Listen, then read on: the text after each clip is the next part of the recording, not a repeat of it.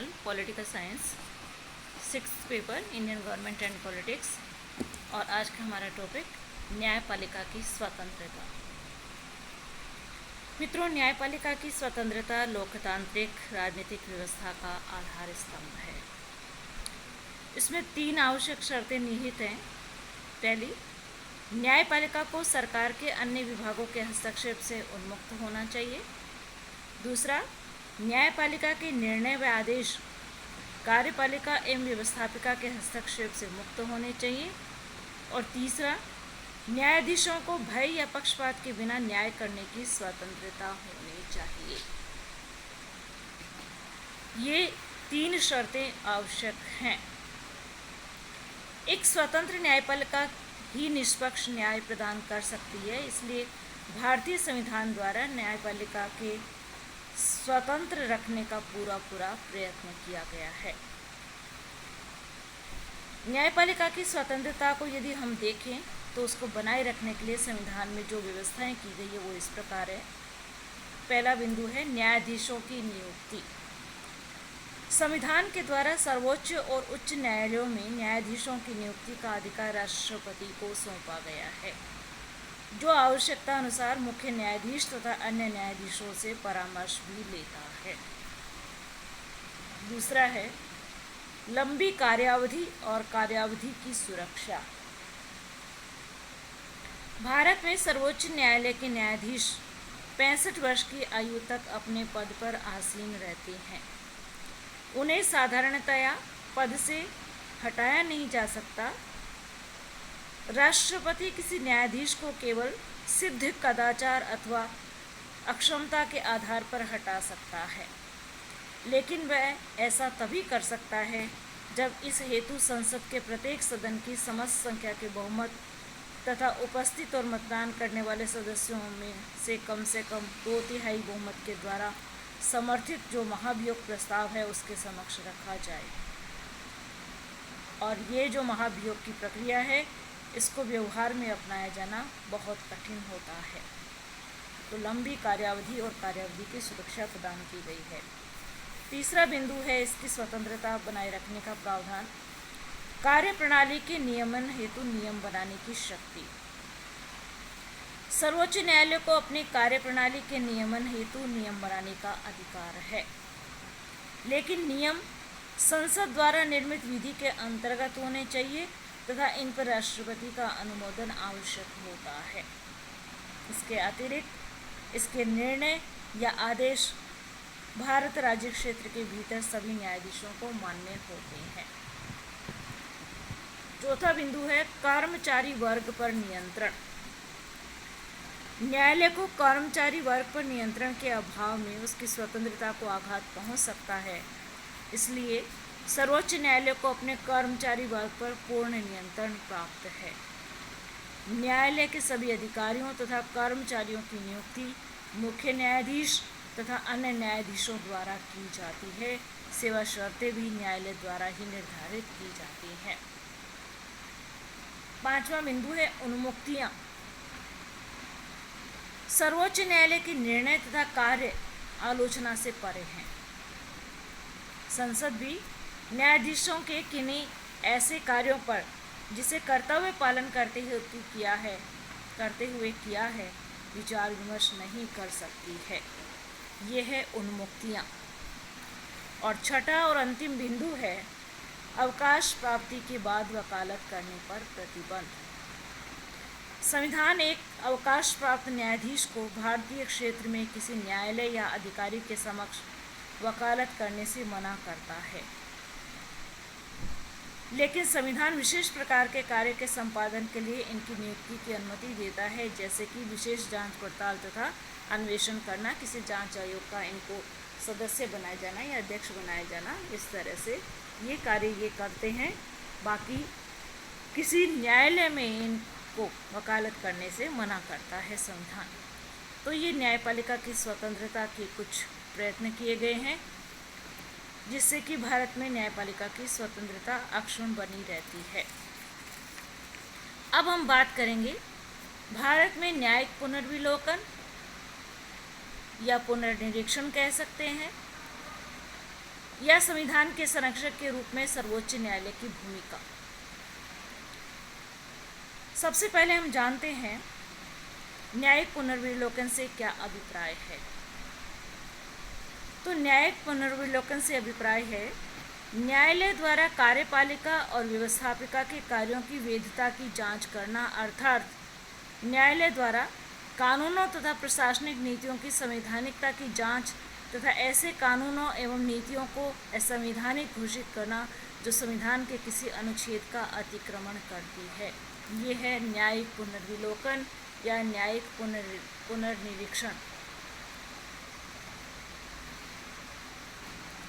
हम कह सकते हैं न्यायिक पुनर्विलोकन का अर्थ न्यायालयों की उस शक्ति से है जो उन्हें अपने न्याय क्षेत्र के अंतर्गत लागू होने वाले व्यवस्थापिका के कानूनों की वैधानिकता का निर्णय देने के संबंध में तथा कानूनों को लागू करने के संबंध में प्राप्त है जिन्हें वे अवैध और व्यर्थ समझे।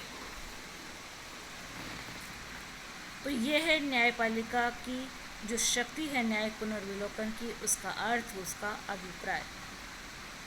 मित्रों, न्यायिक पुनर्विलोकन के सिद्धांत का इतिहास लगभग 200 वर्ष पुराना है। इस सिद्धांत का उद्भव जो है, प्रारंभ जो है, वो संयुक्त राज्य अमेरिका की शासन प्रणाली में सर्वप्रथम दिखाई पड़ता है और उसके बाद भारत, जापान आदि देशों की शासन प्रणालियों में भी आंशिक रूप से इस सिद्धांत का प्रस्फुटन हुआ। प्राय अधिकांश देशों की शासन व्यवस्था में सर्वोच्च न्यायालय को पुनर्निरीक्षण की शक्ति संविधान प्रदत्त नहीं है, यानी संविधान नहीं देता है, फिर भी अनौपचारिक रूप से ही न्यायालयों ने इसे हस्तगत किया है। और धीरे धीरे क्या हुआ, न्यायिक पुनर्निरीक्षण का जो अधिकार है एक महती परिपाटी बन गया और संवैधानिक विकास के विभिन्न आयामों में गरिमामय स्थान का परिचायक बन गया है। भारतीय संविधान में न्यायिक पुनर्निरीक्षण के सिद्धांत का उल्लेख संविधान के उपबंधों में कहीं नहीं मिलता। फिर भी न्यायिक निरीक्षण के सिद्धांत के आधारभूत तत्वों की मौजूदा स्थिति के कारण इस सिद्धांत का स्वतः विकास हुआ है। साधारणतः क्या है कि न्यायिक निरीक्षण की 3 अपरिहार्य शर्तें होती हैं, जरूरी शर्तें होती हैं। पहली, लिखित तथा कठोर संविधान होना चाहिए। दूसरी, केंद्रीय एवं राज्यों के मध्य शक्तियों का विभाजन होना चाहिए। और तीसरा, मौलिक अधिकारों की व्यवस्था होनी चाहिए। तो मित्रों, भारतीय शासन विधान इस सभी शर्तों को पूरा करता है। इसलिए स्पष्ट संवैधानिक उपबंधों के अभाव में भी न्यायिक निरीक्षण के सिद्धांत का चलन हुआ और अनेक निर्णयों में सर्वोच्च न्यायालय ने इसका प्रयोग किया है। भारतीय संविधान के अनेक प्रावधानों में न्यायिक पुनर्विलोकन के अधिकार का सुदृढ़ आधार उपलब्ध है, जिससे क्या है, परोक्ष रूप से यह निष्कर्ष निकाला जा सकता है कि संविधान निर्माता सर्वोच्च न्यायालय को ऐसा अधिकार सौंपने के इच्छुक रहे हैं। सर्वप्रथम क्या है, अनुच्छेद 13 में, यानी संविधान निर्माताओं ने विभिन्न अनुच्छेदों में जो बात लिखी है वो हम यहाँ देख रहे हैं कि जिससे ये सिद्ध होता है कि भले ही संविधान में इसका अलग से कोई प्रावधान नहीं है, लेकिन अनेक प्रावधानों में न्यायिक पुनर्विलोकन के अधिकार का सुदृढ़ आधार उपलब्ध है। वो किस प्रकार है? सर्वप्रथम अनुच्छेद 13 में ये प्रावधान किया गया है कि यदि किसी कानून द्वारा राज्य मूल अधिकारों का यदि उल्लंघन करता है तो उस कानून को अवैध घोषित किया जा सकता है। ये अनुच्छेद 13 है।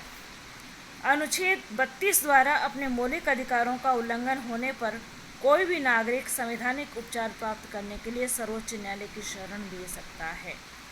अनुच्छेद 32 जो मूल अधिकार का है, संवैधानिक उपचारों का अधिकार। इस प्रकार सर्वोच्च न्यायालय मौलिक अधिकारों के संरक्षण के लिए कार्यपालिका और संसद के द्वारा निर्मित कानूनों का पुनर्विलोकन कर सकता है। ये अनुच्छेद 13 और 32 से स्पष्ट होता है। दूसरा, संविधान के अनुच्छेद 246 के अंतर्गत संघ और राज्यों की विधायी सीमा का उल्लेख किया गया है। सर्वोच्च न्यायालय ऐसे किसी भी कानून को अवैध घोषित कर सकता है जिससे संघ अथवा राज्यों ने अपने अधिकार को तोड़ा हो, अपने क्षेत्राधिकार को तोड़ा हो। इसका अभिप्राय ये है कि यदि संघ सूची के विषयों पर कोई राज्य कानून बनाता है तो वह कार्य संविधान के प्रतिकूल होगा और सर्वोच्च न्यायालय उसे अवैधानिक घोषित करेगा। संविधान के अनुच्छेद 254 में ये प्रावधान किया गया है कि समवर्ती सूची के किसी विषय पर यदि किसी राज्य विधानसभा द्वारा निर्मित कानून संघ संसद द्वारा निर्मित किसी कानून से संघर्ष में है तो राज्य का कानून अवैध माना जाएगा। ये अनुच्छेद 254 में लिखा है। तीसरा बिंदु आता है, संविधान के अनुच्छेद 368 के अनुसार संविधान में संशोधन का अधिकार एकमात्र केंद्रीय संसद को ही प्रदान नहीं किया गया है, अपितु क्या है, उसमें राज्य विधानसभाओं को भी निश्चित भूमिका का उल्लेख है। यदि कोई संशोधन विधान की प्रक्रिया के अनुसार नहीं होता तो न्यायालय उसे अवैध घोषित कर सकता है। जैसे कि संविधान में संशोधन 368 के अनुसार 3 तरीके से होता है, संसद के साधारण बहुमत से, संसद के विशिष्ट बहुमत से और संसद के विशिष्ट बहुमत के साथ साथ आधे से अधिक राज्य विधानमंडलों के अनुमोदन से। तो ये जिन जिन अनुच्छेदों में तृतीय प्रकार से संविधान संशोधन हो सकता है उनको सिर्फ और सिर्फ यदि संसद संविधान संशोधन करती है तो उसे न्यायालय द्वारा अवैध घोषित किया जा सकता है। चौथा बिंदु आता है, संविधान के अनुच्छेद 132 के अनुसार ऐसे मामलों में जहां संविधान की व्याख्या का प्रश्न निहित है सर्वोच्च न्यायालय में अपील की जा सकती है। इससे यह स्पष्ट है कि सर्वोच्च न्यायालय को संवैधानिक मामलों पर निर्णय देने का अंतिम अधिकार है। अनुच्छेद 132। तो मित्रों, अनुच्छेद 13, अनुच्छेद 32, अनुच्छेद 246, अनुच्छेद 368, 132 ये पूरी तरह से स्पष्ट करते हैं कि भले ही संविधान में न्यायिक पुनर्विलोकन या पुनर्निरीक्षण का कोई सुदृढ़ आधार उपलब्ध नहीं है, फिर भी इन सभी अनुच्छेदों में एक आधार मिल जाता है जिससे कि परोक्ष रूप से निष्कर्ष निकाला जा सकता है कि संविधान निर्माता सर्वोच्च न्यायालय को ऐसा अधिकार सौंपने के इच्छुक रहे हैं। तो ये विभिन्न प्रावधान थे। एक न्यायमूर्ति मुखर्जी ने कहा है, भारत में संसदीय संप्रभुता के बजाय संवैधानिक सर्वोच्चता के सिद्धांत को मान्यता दी गई है। इस दृष्टि से भारत का संविधान अंग्रेजी संविधान के बजाय अमेरिकी संविधान से मिलता जुलता है। शासन के समस्त उदाहरण और उपकरण संविधान के अधीन है और न्यायालय को उनके कार्यों की वैधता की जांच करने की शक्ति प्राप्त है। ये न्यायमूर्ति मुखर्जी का कहना है। हमारा संविधान ब्रिटिश संविधान से कम और अमेरिकी संविधान से ज़्यादा मिलता जुलता है और शासन के समस्त उपकरण संविधान के अधीन है और न्यायालय को उनके कार्यों की वैधता की जांच करने की शक्ति प्राप्त है। ये जो अधिकार है न्यायिक पुनर्निरीक्षण का, न्यायिक पुनर्विलोकन का जो अधिकार है, ये सैद्धांतिक दृष्टिकोण से हमारे संविधान का आधारभूत सिद्धांत है। भारत में सर्वोच्च न्यायालय ने पिछले कई वर्षों में कई अभियोगों के सिलसिले में कुछ ऐसे निर्णय दिए हैं जिनमें न्यायिक पुनर्विलोकन के सिद्धांत का प्रयोग किया गया है। कौन कौन से मुकदमे हैं या अभियोग हैं? गोपालन बनाम मद्रास राज्य के मुकदमे में निवारक निरोध अधिनियम के 14वें खंड को असंवैधानिक घोषित किया गया। स्वर्ण नियंत्रण अधिनियम के कुछ अंशों को सर्वोच्च न्यायालय ने संविधान के प्रतिकूल घोषित किया।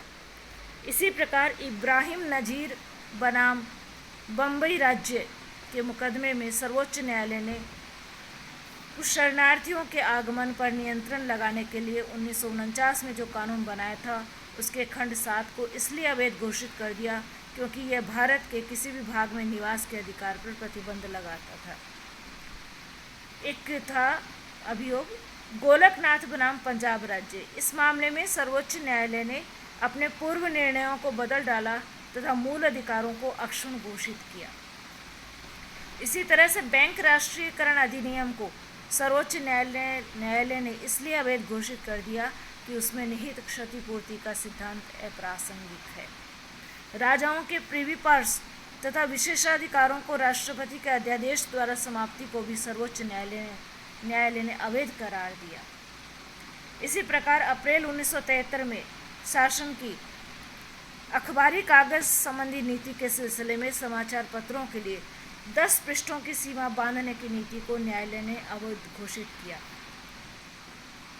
इसी प्रकार बम्बई पुलिस कानून को सर्वोच्च न्यायालय ने अवैध घोषित किया। केशवानंद भारती की याचिका पर विचार करते हुए सर्वोच्च न्यायालय ने 22 अप्रैल 1973 को 25वें संविधान संशोधन अधिनियम की धारा 3 का दूसरा खंड अर्थात संविधान के अनुच्छेद 21 को अवैध घोषित किया। सर्वोच्च न्यायालय ने यह भी विचार प्रकट किया कि संसद मूल अधिकारों में संशोधन कर सकती है, परंतु यदि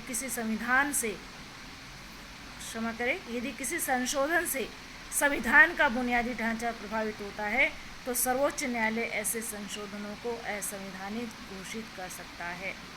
इस प्रकार भारत में न्यायिक पुनर्विलोकन की चाल जो है वो चलन जो है स्पष्ट हो गया है। आज के लिए इतना ही। धन्यवाद।